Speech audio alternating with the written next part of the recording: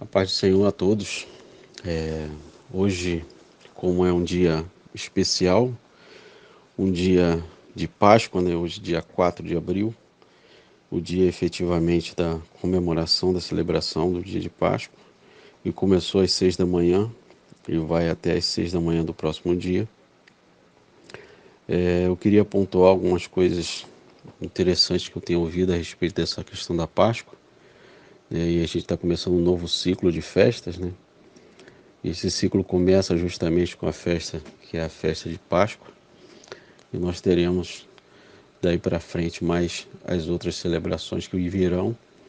Porém, eu queria trazer aqui para vocês cinco coisas super importantes que eu vi algumas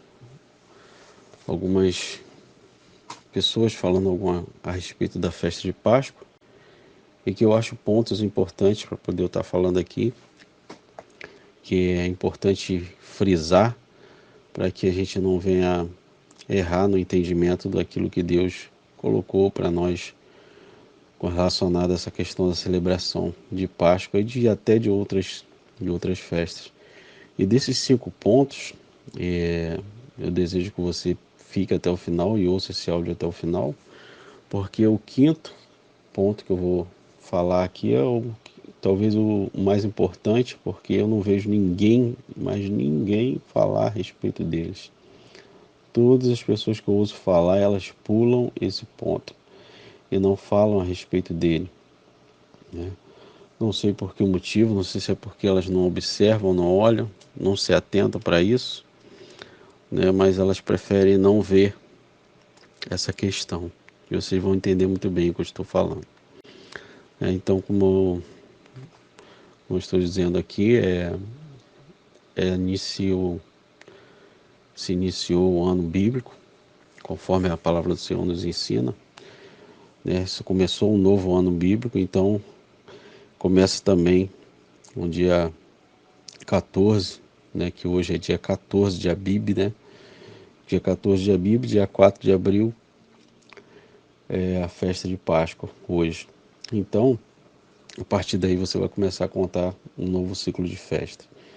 E é importante observar na festa de Páscoa que ela realmente é uma festa que ela fala a respeito da passagem do Senhor na terra do Egito, que o Senhor fala que ele mesmo passaria pela terra do Egito e ele mesmo feriria os primogênitos, e foi justamente o que ele fez. E peça significa isso, né? Passar.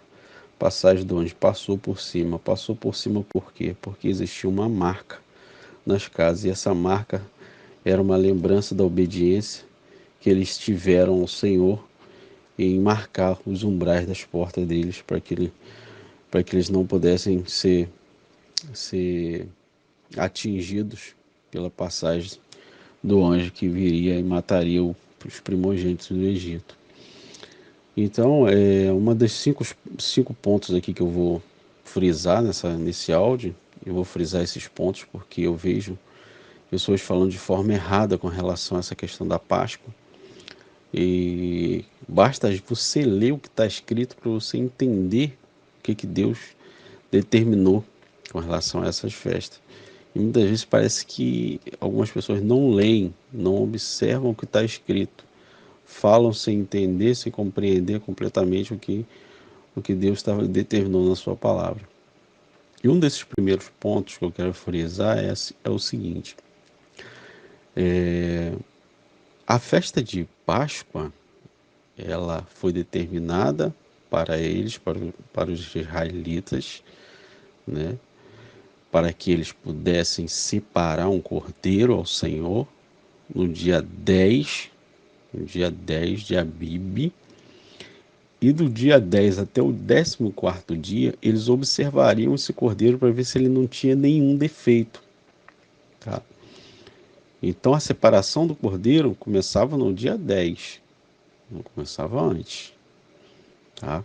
Então a gente tem que observar ponto a ponto o que Deus fala na sua palavra.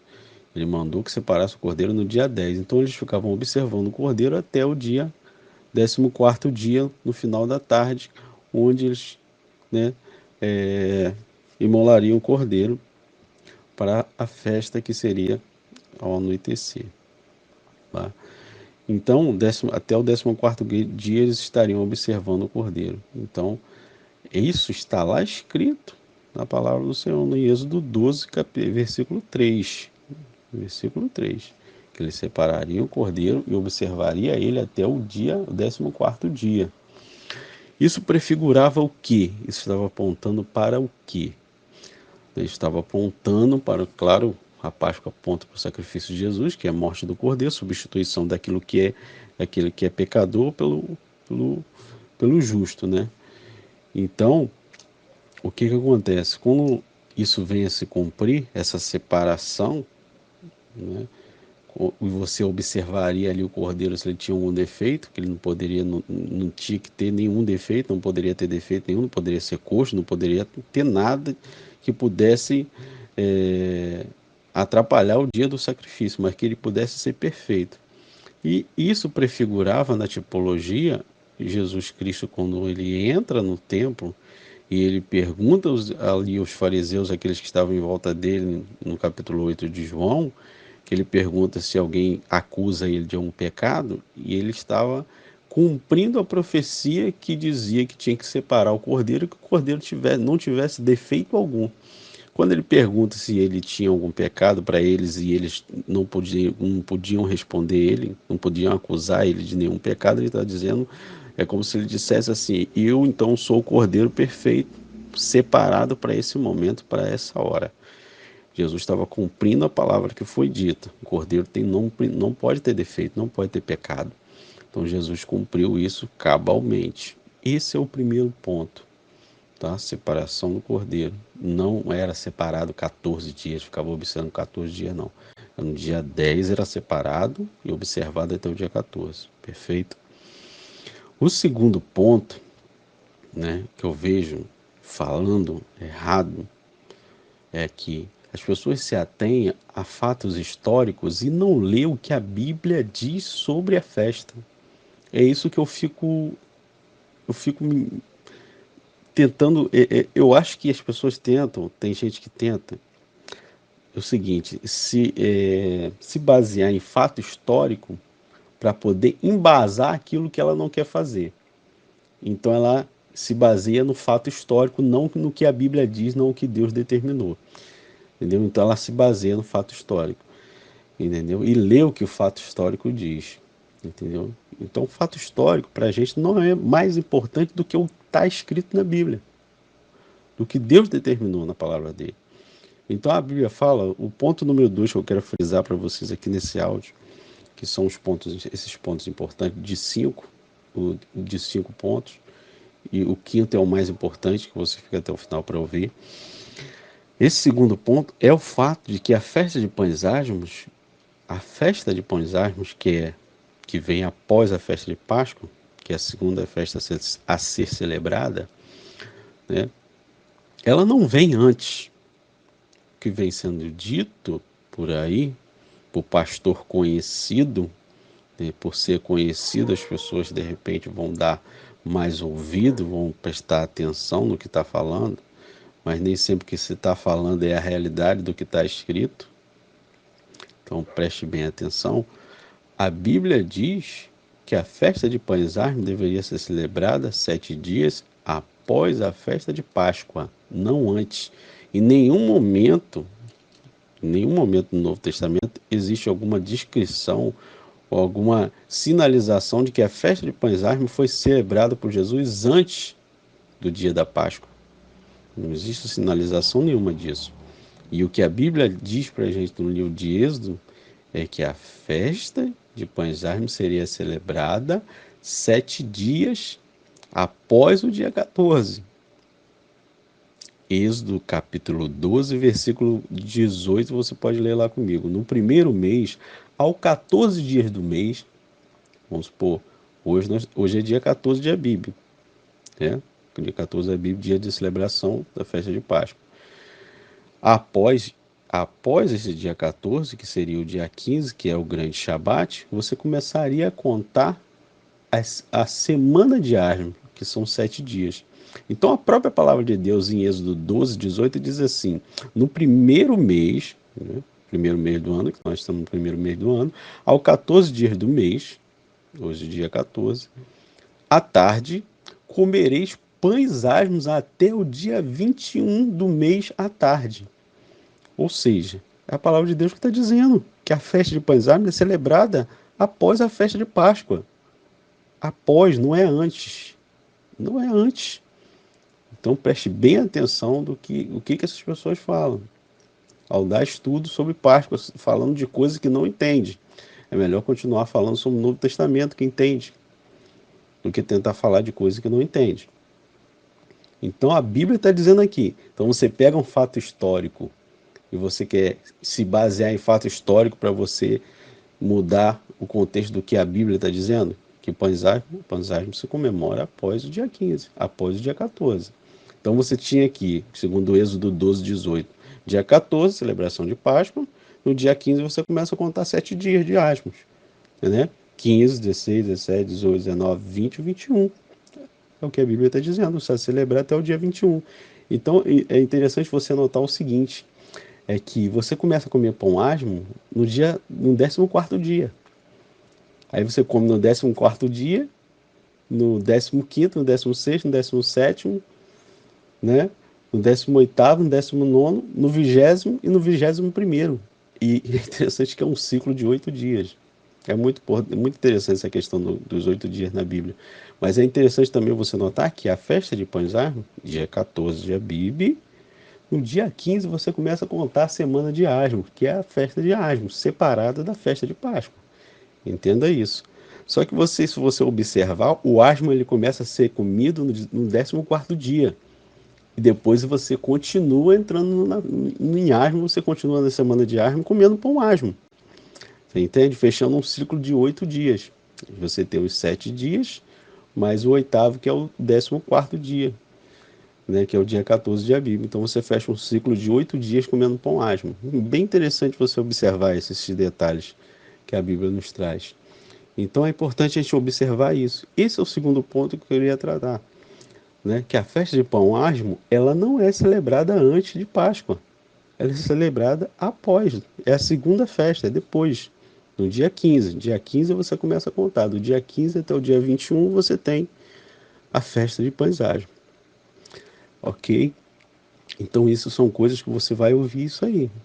Você vai buscar aí, você vai ouvir na internet pastor famoso falando isso. Conhecido aí falando isso. Falando do que não entende, infelizmente. Então o terceiro ponto é o seguinte. O terceiro ponto importante dessa questão que a Bíblia coloca, que Deus colocou sobre a Páscoa, é que no Novo Testamento, o terceiro ponto é o seguinte. Jesus substituiu a Páscoa pela ceia? Essa é uma pergunta. Jesus substituiu a Páscoa pela ceia? Com toda sinceridade, eu não tem nenhum versículo no Novo Testamento que Jesus tenha dito: agora vocês não vão mais comemorar a Páscoa e a ceia do Senhor é o que vocês vão comemorar. Não existe indicação disso. Não existe indicação nenhuma Jesus dizendo isso. Entendeu? Jesus diz o seguinte no Novo Testamento: que eu desejei muito comer essa Páscoa com vocês. Ele fala isso para os discípulos. Eu desejei muito sentar e comer essa Páscoa com vocês. E essa Páscoa que eu vou comer com vocês, eu não vou comer ela mais até que venha o reino de Deus. Quando ele vier, ele vai celebrar novamente essa Páscoa conosco. Jesus vai dar essa pausa, ele deu essa pausa nele, né, de não celebrar mais a Páscoa até que ele volte. Entendeu? Agora, ele não deixou, ele não disse para que nós não celebremos. Não existe nenhum apontamento. Ele não disse, não faça isso mais. Não disse para o judeu, não faça isso mais. Não disse para o israelita, não faça isso mais. E nem disse para aqueles que estavam ali à sua volta. Não falou isso, de forma nenhuma. Não existe nenhuma indicação disso. Jesus substituiu Páscoa pela ceia. Mas eu vejo sim também que Jesus deu um novo significado para a Páscoa, porque a Páscoa ela estava se cumprindo nele. Jesus é o próprio cumprimento da Páscoa. Ele é o cumprimento da Páscoa. Então Jesus deu um novo significado, sim, através da ceia para a Páscoa. Existe um novo significado, sim. Mas não existe nenhuma indicação de que você não deva celebrar. Ele não falou isso, que você não deve celebrar a Páscoa. Ok? Então, nós temos as duas celebrações, sem problema nenhum. Nós temos a ceia e temos Páscoa. Ok? Lá no quinto ponto que eu vou falar sobre esse assunto, você vai entender melhor esse terceiro ponto. Agora, o quarto ponto que eu quero trazer sobre essa questão da discussão de Páscoa e de coisas bíblicas que a gente fala, né, é o seguinte: existem elementos, esses elementos que a Bíblia fala, que são os elementos dados no tabernáculo, que são simbologias para o Novo Testamento, que se cumprem em Cristo Jesus, né? Esses elementos, eles são elementos judaicos ou são elementos bíblicos? É isso que a gente precisa compreender, que muitos hoje em dia não compreendem.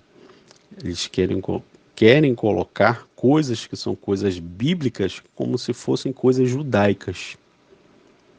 Ele já precisa aprender a fazer distinção nisso, porque às vezes é colocado isso como um preconceito, não vamos colocar assim, como se fosse um preconceito contra os elementos, como se esses elementos fossem pertencentes ao judaísmo, aos judeus.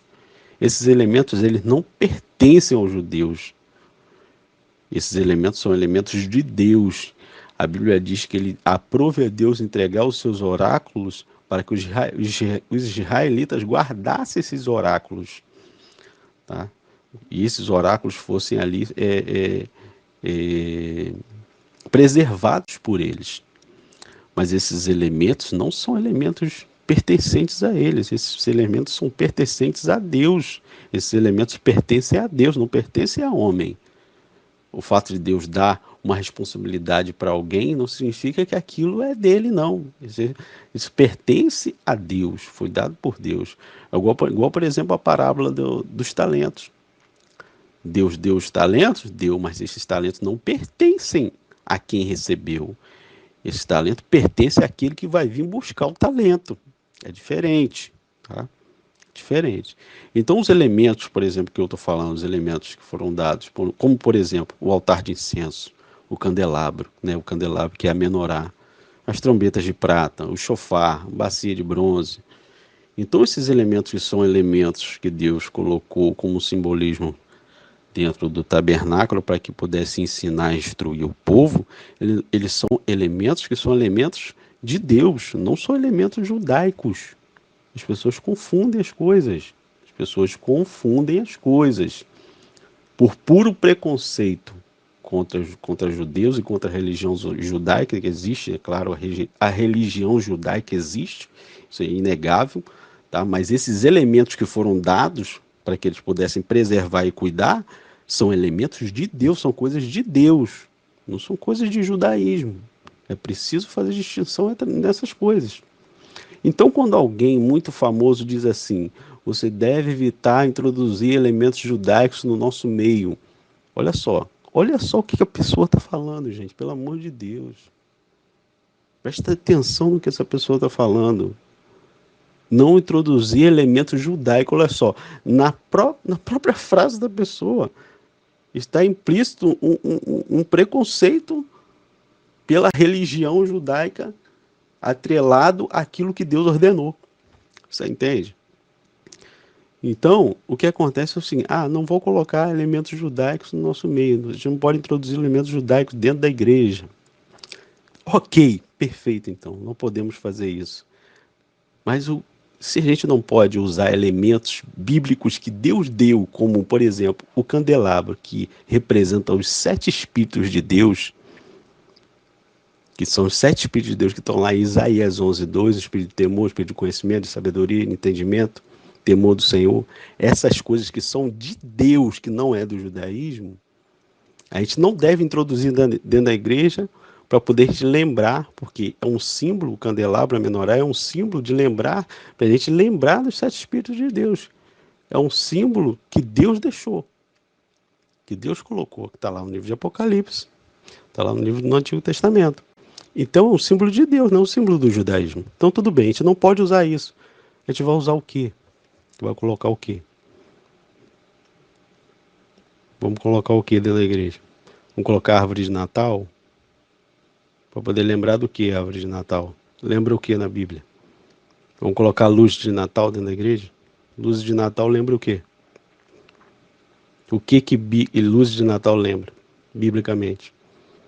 Vamos enfeitar a igreja com adereços de festa junina? Adereço de festa junina lembra o quê? Onde está isso na Bíblia? Ah, não. Peraí, vamos botar as barracas de festa junina dentro da igreja.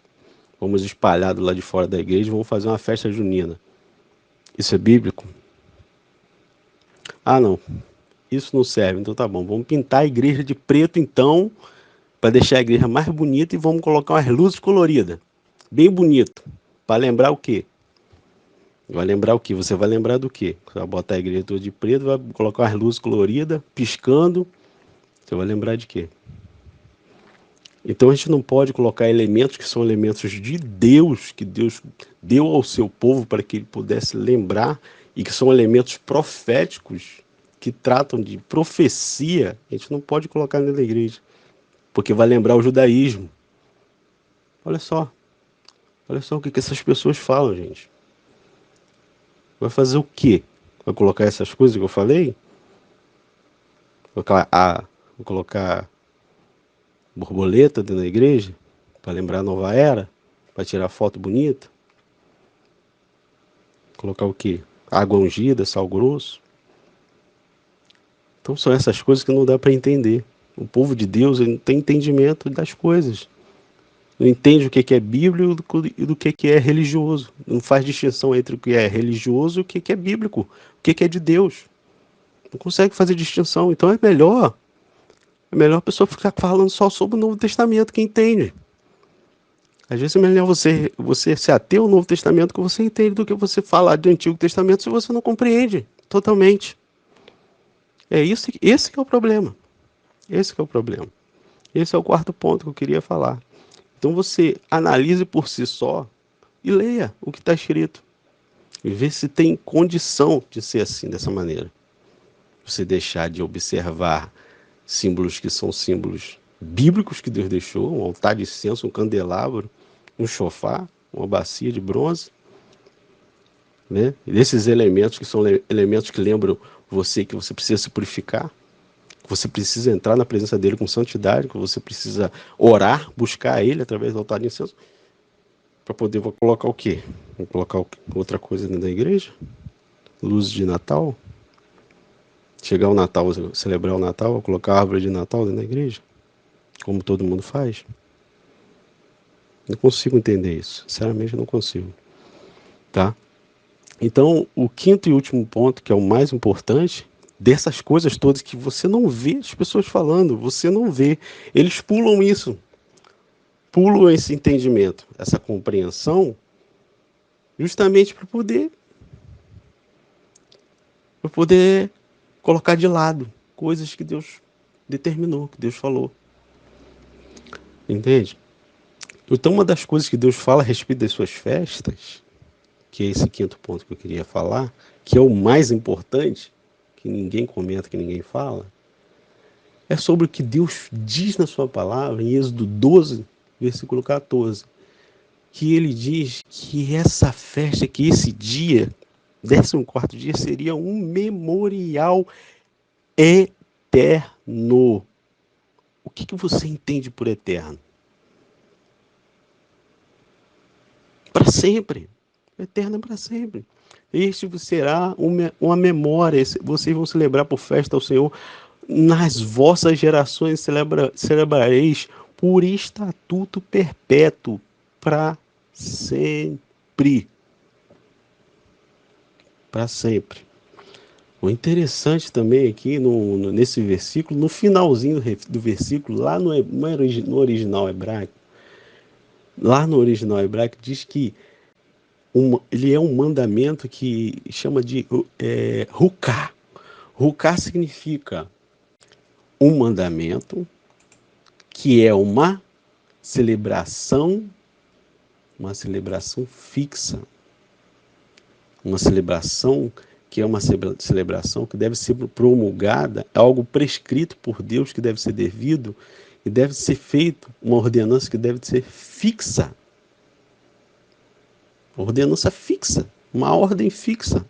Honrucar significa isso, é algo que é fixo, um substantivo feminino que significa isso é uma ordenança fixa. E a próxima palavra que vem após rucar é olã, que é eterno. Uma ordenança fixa eterna, que você deve celebrar por todas as suas gerações. Todas as gerações.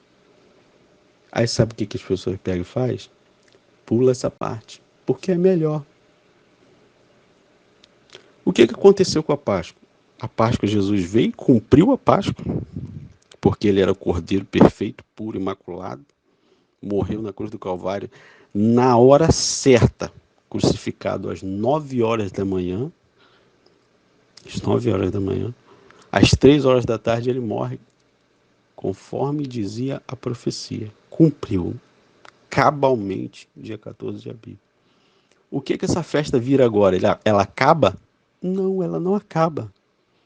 Sabe o que ela vira? Ela vira um memorial eterno, que deve ser celebrado para sempre. Para sempre. É um memorial eterno. E aí que você deixa essas pessoas ainda muito mais irritadas de você lembrar elas o seguinte, que Páscoa é um memorial eterno que vai ser comemorado novamente no reino de Deus, porque o próprio Jesus disse isso. E quando vier o milênio, a Páscoa será celebrada, continuará sendo celebrada perpetuamente, mesmo após Jesus quando ele estiver reinando aqui na terra. Isso está onde? Ezequiel 45. Ezequiel 45. O sacerdócio que virá reinar aqui na terra no milênio vai continuar celebrando a festa de Páscoa. E a Bíblia diz que a nação que não vier a Jerusalém celebrar as festas do Senhor, a festa de Páscoa, essa nação não virá a bênção sobre ela. Não virá. Então não tem problema. Não tem problema nenhum a gente não celebrar agora.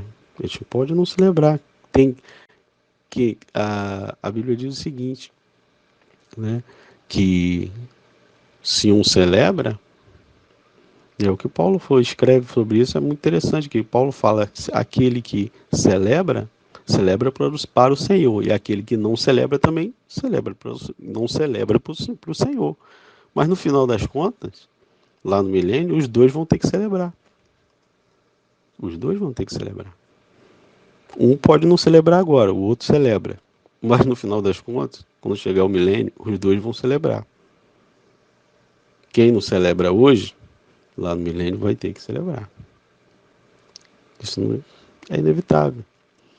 Entendeu? Então, a gente não pode observar um ponto da Bíblia e não querer observar outro, não querer ver outro.